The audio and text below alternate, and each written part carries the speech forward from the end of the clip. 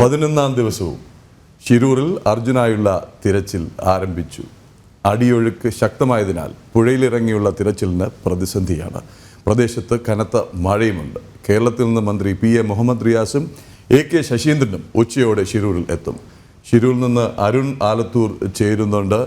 അരുൺ, ദിവസങ്ങൾ നീണ്ട കാത്തിരിപ്പ്, പ്രാർത്ഥന, പ്രതീക്ഷ, ഇന്നത്തെ അവസ്ഥ എന്താണ്? തിരച്ചിൽ ആരംഭിച്ചോ?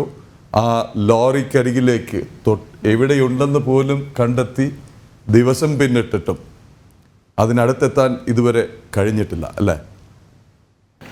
തീർച്ചയായും പ്രദീപുള്ള നേരത്തെ പറഞ്ഞതുപോലെ തന്നെ കാർഗിലിന്റെ വിജയ ദിവസമാണ്. സൈനികരുടെ ആ ഒരു ധീരത നമ്മൾ ഓർക്കുന്ന ഒരു ദിനമാണ്. അപ്പോഴാണ് ഇവിടെ ശിരൂരിൽ മറ്റ് കുറച്ചധികം സൈനികർ നമ്മുടെ ഒരു അർജുനും ഉൾപ്പെടെ ഒരു 3 ജീവനുകൾ കണ്ടെത്തുന്നതിന് വേണ്ടിയുള്ള ശ്രമങ്ങൾ പ്രതികൂല കാലാവസ്ഥയിലും ഇങ്ങനെ തുടർന്നുകൊണ്ടിരിക്കുന്നത്. അവരെ കൂടി നമ്മൾ ഈ നിമിഷത്തിൽ ഓർക്കേണ്ട സാഹചര്യമാണുള്ളത്. ഏതായാലും ശിരൂരിലെ സ്ഥിതി വളരെ മോശമായി പോകുന്ന ഒരു സാഹചര്യമാണ്. കാരണം കാലാവസ്ഥ അങ്ങനെയാണ് വെല്ലുവിളി സൃഷ്ടിച്ചുകൊണ്ടിരിക്കുന്നത്. ഈ രക്ഷാദൗത്യത്തിന് വലിയ വെല്ലുവിളിയായി കാലാവസ്ഥ മാറിയിരിക്കുന്ന ഒരു സ്ഥിതിയാണ് ശിരൂരിൽ ഇപ്പോഴുള്ളത്. കഴിഞ്ഞ ദിവസമൊക്കെ ഈ ഡ്രോൺ പരിശോധനയൊക്കെ നടത്തി കൃത്യമായി തന്നെ 4 ഭാഗങ്ങൾ, ഈ ഇരുമ്പിന്റെ 4 ഭാഗങ്ങൾ കണ്ടെത്തിയിരുന്നു ഈ ഡ്രോൺ ഉപയോഗിച്ചുള്ള പരിശോധനയിൽ. പക്ഷെ അത് ഈ അർജുന്റെ ലോറി ആണെന്ന് സ്ഥിരീകരിക്കാനോ അർജുന്റെ ആ ലോറിയുടെ ക്യാബിൻ ഏത് ഭാഗത്താണ് കിടക്കുന്നതെന്ന് സ്ഥിരീകരിക്കാനോ ഒന്നും തന്നെ കഴിഞ്ഞിട്ടില്ല.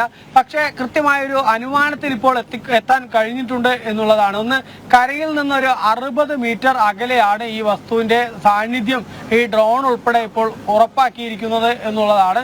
ഒപ്പം തന്നെ മറ്റൊരു കാര്യം എന്നുള്ളത്, ഈ ഒരു രക്ഷാദൗത്യത്തിൽ ഈ നേരത്തെ റഡാർ പരിശോധനയിലും സോണാർ പരിശോധനയിലും ഒക്കെ കണ്ട അതേ ഭാഗത്ത് തന്നെയാണ് ഈ കഴിഞ്ഞ ദിവസത്തെ ഡ്രോൺ പരിശോധനയിലും ഈ വലിയ രീതിയിലുള്ള ഒരു ഇരുമ്പിന്റെ അംശം പുഴയ്ക്ക് അടിയിലുണ്ട് എന്ന് തിരിച്ചറിഞ്ഞിരിക്കുന്നത് എന്നുള്ളതാണ്. പക്ഷേ അതിൽ ഈ തെർമൽ പരിശോധനയും മറ്റുമൊക്കെ നടത്തിയിരുന്നു, ജീവന്റെ സാന്നിധ്യമുണ്ടോ എന്നൊക്കെ അറിയാൻ വേണ്ടി.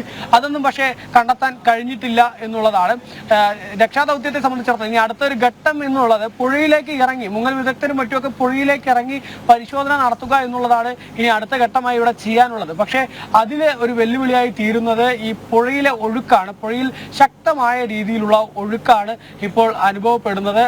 8 നോട്ട്സ് വരെയാണ് പുഴയിലെ ഒഴുക്കുള്ളത്. നമുക്കറിയാം, സ്വാഭാവികമായിട്ടും ഈ പുഴയിലെ രക്ഷാദൗത്യത്തിനൊക്കെ ഇറങ്ങുകയാണെങ്കിൽ ഒരു 2 നോട്ട്സ്, പരമാവധി ഒരു 3 നോട്ട്സ് വരെയൊക്കെ ആണെങ്കിൽ പിന്നെയും ഏതെങ്കിലും ഒരു റിസ്ക് എടുത്തെങ്കിലും പുഴയിലേക്ക് ഈ മുങ്ങൽ വിദഗ്ധർക്കൊക്കെ ഇറങ്ങാൻ പറ്റും. പക്ഷെ ഇതുപോലെ 8 നോട്ട്സ് വരെയൊക്കെ, 6 മുതൽ 8 നോട്ട്സ് വരെയൊക്കെയാണ് പുഴയിലെ ഒഴുക്ക് ഉള്ളത്. ഇത്രയും ഒഴുക്കിൽ ഈ രക്ഷാപ്രവർത്തനത്തിന് വേണ്ടി ഇറങ്ങുക എന്നുള്ളത് അസാധ്യമാണ് എന്നുള്ളതാണ് നമുക്ക് മനസ്സിലാക്കാൻ സാധിക്കുന്നത്. നേവി ഉദ്യോഗസ്ഥർ കഴിഞ്ഞ ദിവസം നമ്മൾ ജനം TV-യിലൂടെ ഏറ്റവും അടുത്ത് നിന്നുള്ള രക്ഷാദൗത്യത്തിന്റെ ഏറ്റവും അടുത്ത് നിന്നുള്ള ദൃശ്യങ്ങൾ നമ്മൾ പുറത്തുവിട്ടിരുന്നു. ആ ദൃശ്യങ്ങളിൽ ഉച്ചയ്ക്ക് ശേഷം ഒരു വൈകുന്നേരം 5 മണി വരെയുള്ള സമയം, 1 മണി മുതൽ 5 മണി വരെയുള്ള സമയം 7 തവണയാണ് നേവി ഉദ്യോഗസ്ഥർ ഈ ലോറി ഉണ്ട് എന്ന് ഡ്രോൺ പരിശോധനയിൽ ഉൾപ്പെടെ കണ്ടെത്തിയിരിക്കുന്ന ആ ഭാഗത്തേക്ക് പോവുകയും അവിടുത്തെ ഒഴുക്ക്, അവരുടെ കയ്യിലുള്ള ഉപകരണം വെയിറ്റ് ഇട്ടുകൊണ്ട് ആ ബോട്ടിന് നിലയുറപ്പിക്കാൻ കഴിയുമോ എന്നുള്ള, ഡങ്കി ബോട്ടുകൾക്കൊക്കെ നിലയുറപ്പിക്കാൻ കഴിയുന്നുണ്ടോ എന്നുള്ള പരിശോധന നടത്തിയത്. പക്ഷെ ആ 7 തവണയും അവർക്ക് ആ ബോട്ടിനെ അവിടെ നിലയുറപ്പിക്കാൻ കഴിയുന്നില്ല.